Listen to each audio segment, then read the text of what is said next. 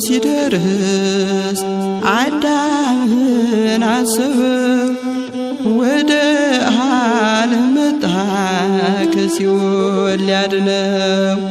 ከድንግል ማርያም በግርግም ተወልዶ ከሥጋዋ ሥጋ ከነፍሷ ነፍስ ወስዶ ቃሉን ከሥጋ ጋር ፍጹም አዋህዶ በተለየ አካሉ ከሰማያት ወርዶ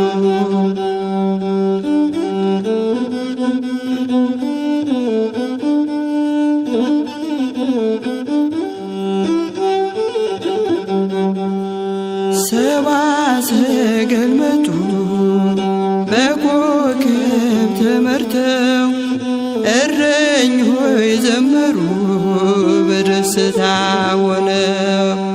መላእክት በሰማይ ሽብሸባ ጀመሩ አምላክ ስለጠራን ስለ ግሩም ፍቅሩ። ቃሉን ከሥጋ ጋር ፍጹም አዋህዶ በተለየ አካሉ ከሰማያት ወርዶ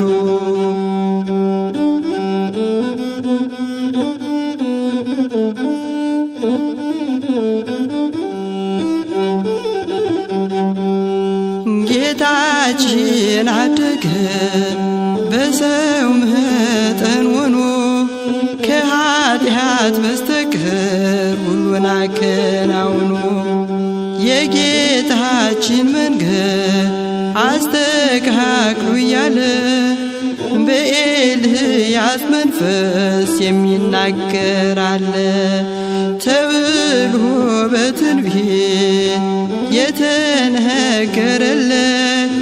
መጥምቁ ዮሐንስ ተነሳ በድንገት።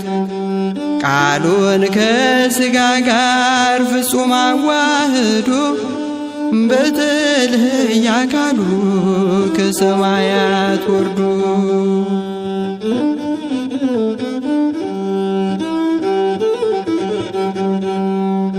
የውሃ ጥምቀት ያጠምቅም ነበረ ስለ ጌታ መምጣት እየተናገረ።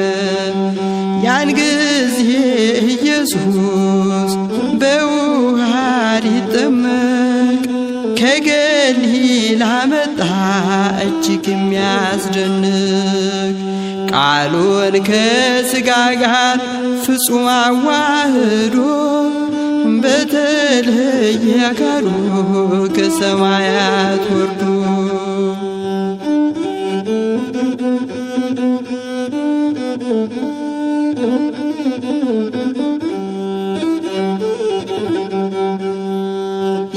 ዮሐንስም ፈጥኖ በታላቅ ትሕትና ጌታችን ወደ እርሱ ሲመጣ አየና፣ እኔ ባንተ ጌታ ልጠመቅ ይገባል፣ ወደ እኔ ልትመጣ እረ እንዴት ይቻላል?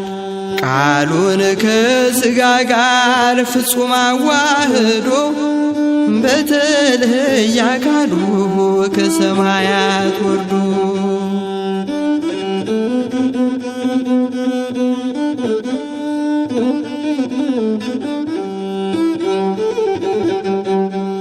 ተጠምቆ ሲወጣ ሰማያት ተከፍተው የአብ ድምፅ መጣ ምስክር የሆነው፣ የምወደው ልጄ ይሄ ነው እያለ አብም ተናገረ በደመና እያለ። ቃሉን ከሥጋ ጋር ፍጹም አዋህዶ በተለየ አካሉ ከሰማያት ወርዶ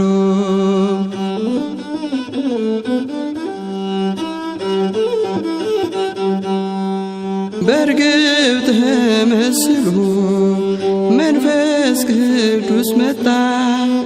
ከዚህም በኋላ ጌታም እንደወጣ ገዳ ቆሮንጦስ ከበረሃ ሄደ 40 ቀን ከሌሊት መጾምን ወደደ።